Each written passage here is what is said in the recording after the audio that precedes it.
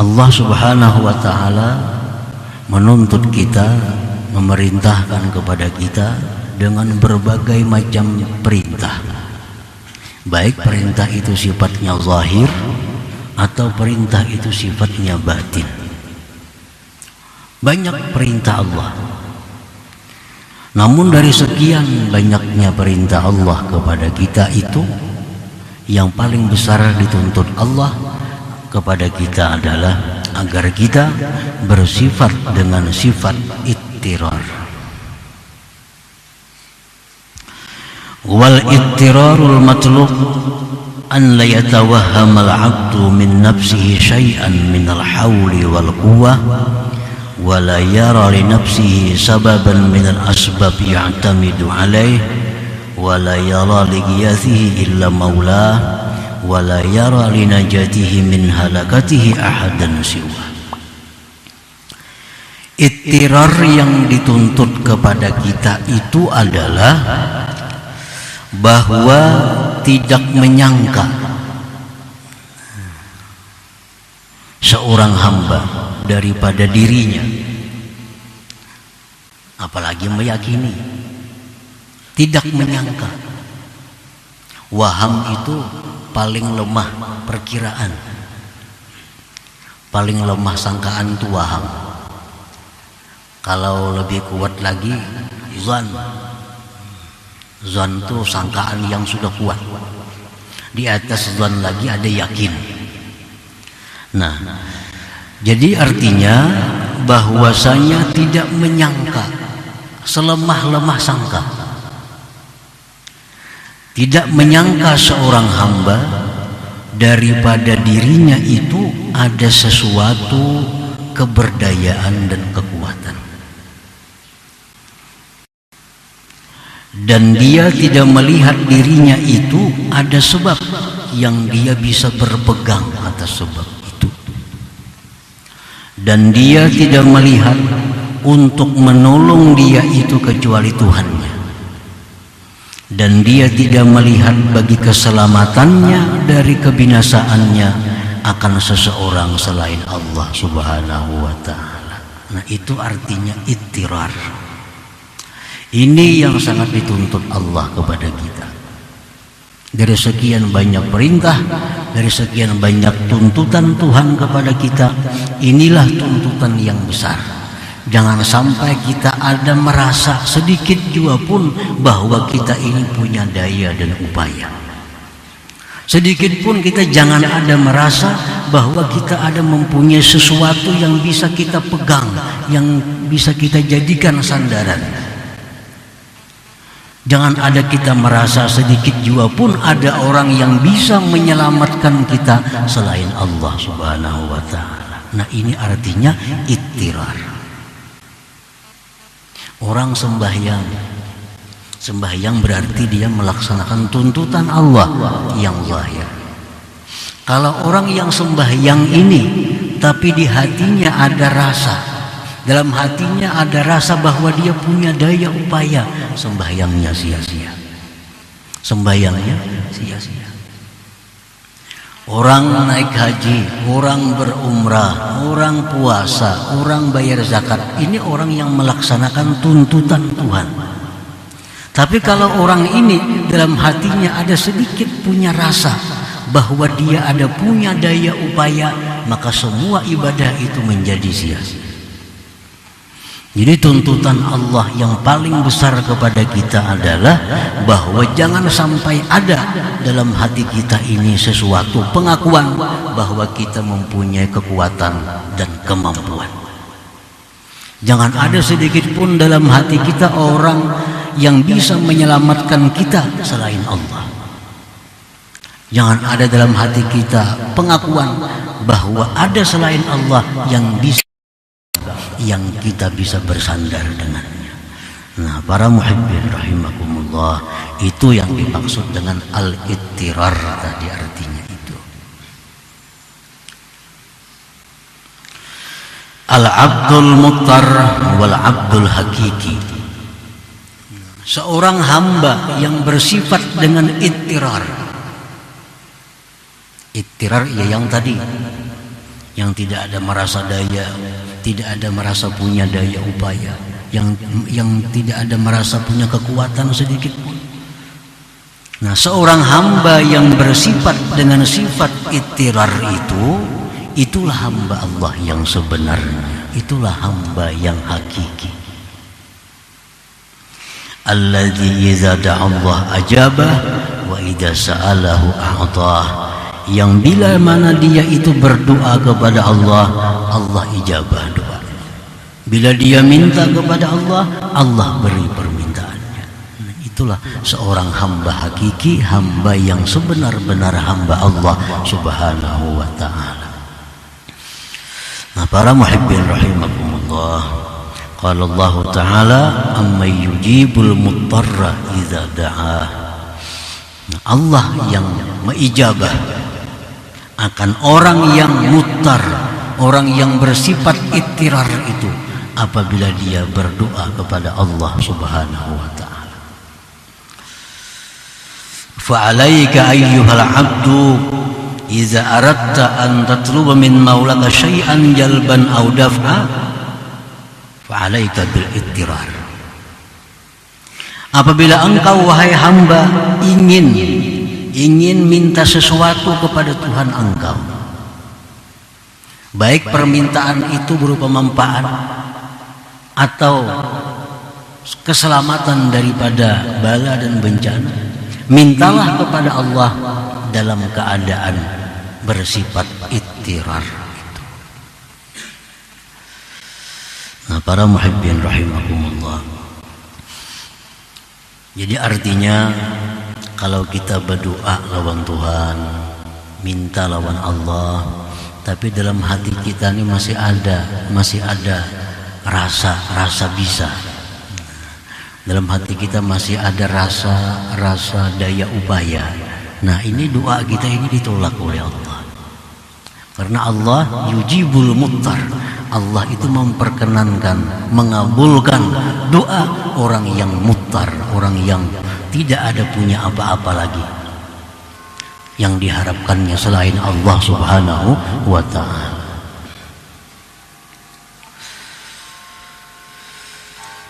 Para muhibbin rahimakumullah, al-ittirar akhassu awsafil ubudiyah. Ittirar itu paling khusus sifat-sifat kehambaan. Sifat kehambaan ini banyak, seperti tawadhu, itu sifat kehambaan. Khusyuk, khudu, tadarru, itu sifat-sifat kehambaan. Nah, ittirar ini lebih khusus daripada itu, lebih khusus daripada tawadhu, lebih khusus daripada tadarru.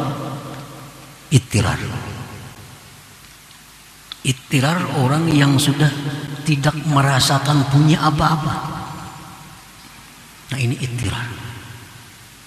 Orang yang benar-benar merasakan la haula wala quwata illa billah. Itu ittirar.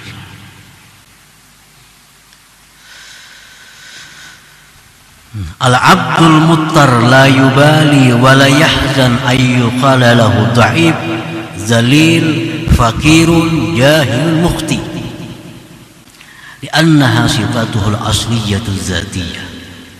Seorang hamba yang bersifat dengan sifat ittirar, dia tidak peduli, dia tidak bersedih hati dikatakan orang dia lemah. Dia tidak peduli, tidak sedih dikatakan orang bahwa dia itu hina. Dia tidak peduli, dia tidak sedih dikatakan orang bahwa dia itu fakir, jahil, bodoh, mukhti, salah. Kada peduli. Kenapa orang yang bersifat ittirar ini tidak peduli, tidak sedih dikatakan orang yang demikian itu? Li'annaha sifatuhul asliyatu dzatiyah, karena itu semua merupakan sifat dirinya yang sebenarnya. Sifat diri yang sebenarnya. Kalau kita umpamanya berisi sepeda, contohnya kita beli sepeda kita ini buruk, Saya bilang kita buruk. Ada nang memadahkan dengan kita. Sepeda ikam tuh buruk lah. Nah, sariklah kita. Sariklah kita. Amun dasar bujuran buruk juga di mapa. Nah, itu ampun kita. Kita punya pakaian cumbang camping, tambal situ tambal sini. Ada orang yang mengatakan kepada kita, pakaian engkau itu cumbang camping. Apakah kita sedih? Apakah kita kecewa? Apalagi marahkah kita? Memang punya kita yaitu. Nah ini seorang hamba yang mutar itu dikatakan orang, kamu kada bisa ngarangnya. Memang inya kada bisa. Memang kada bisa. Ikam salah. Memang inya selalu salah. Itu sifat dirinya yang asli memang demikian. La yubali wa la yahzan ayyuqala law dha'if dzalil fakir jahil muhti. Ini sudah mengatakan bahwa dirinya tidak ada punya sesuatu yang bisa dibanggakan, punya sesuatu yang bisa diandalkan. Itu sudah keyakinan dirinya seperti itu.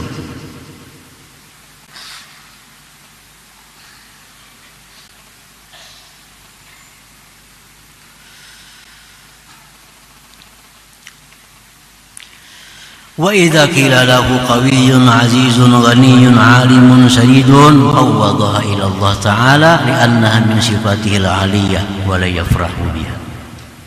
Apabila dia dikatakan seorang hamba yang bersifat ittirar ini dikatakan engkau kuat, engkau mulia, engkau kaya, engkau alim, engkau benar, dia serahkan itu kepada Allah Subhanahu wa Ta'ala karena itu sifat Allah Subhanahu wa Ta'ala. Kita kada bisa sepeda motor umpamanya, kita kada bisa sepeda motor, kada bisa kendaraan dipadakan orang baiknya kendaraan ikam itulah. Sukalah kita, tentu hati kita menyerahkan, oh ini ampunnya si Pulan bin Pulan kendaraan. Oh baiknya pakaian yang ikam pakai itu bagusnya pada injaman nih, injaman kena kamarian dibulikakan nih, dipuji orang, oh bagusnya baju ikam. Tentu hati kita langsung bicara, ini ampun si Pulan bin Pulan, ini ampun minjam ban aja. Kalau sebujannya bajuku itu yang penuh dengan tambal sulam sana sini. Nah ini seorang hamba yang mutar. Nah begitu nyamannya hidup orang seperti ini, begitu bahagianya hidup orang yang seperti ini, orang yang benar-benar merasakan bahwa bagaimana yang punya dirinya, mana yang punya Allah Subhanahu wa Ta'ala. Para muhibbin rahimakumullah. Wa idza aradta ayyuhal 'abdu burudal mawahib 'alaika kal 'ulum wal asrar wal ma'rifah wa ghairiha falazimiz zillah wal iqrar ila Allah wa janib awhamal quwwah wal 'izzah wal ananiyah.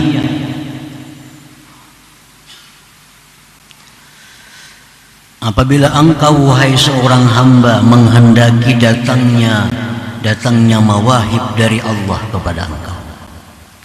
Kalau kita nih menghendaki diberi Allah ilmu, ma'rifat, apalagi asrar, apalagi mustajabah. Kalau kita hendak mendapatkan itu semua dari Allah, maka janganlah engkau berpisah dengan sifat diri engkau yang sebenarnya, yaitu kehinaan dan keberhajatan kepada Allah Subhanahu wa Ta'ala. Jangan dipisahi sifat itu, karena itulah yang punya kita. Dan jauhilah sangka-sangka kuat. Sangka kuat. Jauhilah sangka bahwa kita ini kuat, aku ini kuat. Hilangkan sangka seperti itu. Jauhkan sangkaan aku mulia. wal ananiyah, dan aku yang lainnya.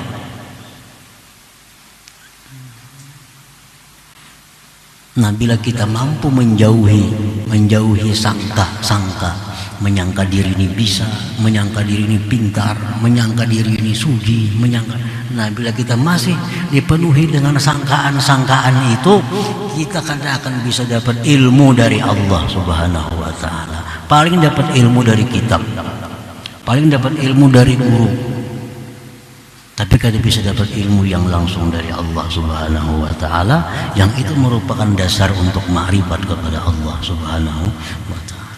Kenapa hati kita penuh dengan hal-hal macam itu?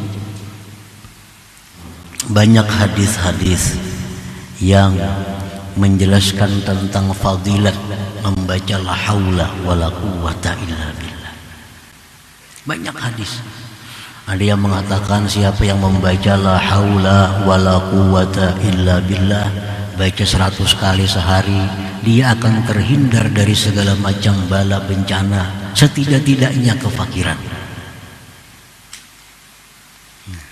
Hanyar membaca aja, hanyar membaca. Ujar Nabi, siapa yang membaca la haula wala quwwata illa billah, tidak ada daya upaya melainkan dengan Allah, hanya dibacanya, itu sudah mendatangkan keuntungan. Dia terhindar dari berbagai macam hal-hal yang tidak diinginkannya.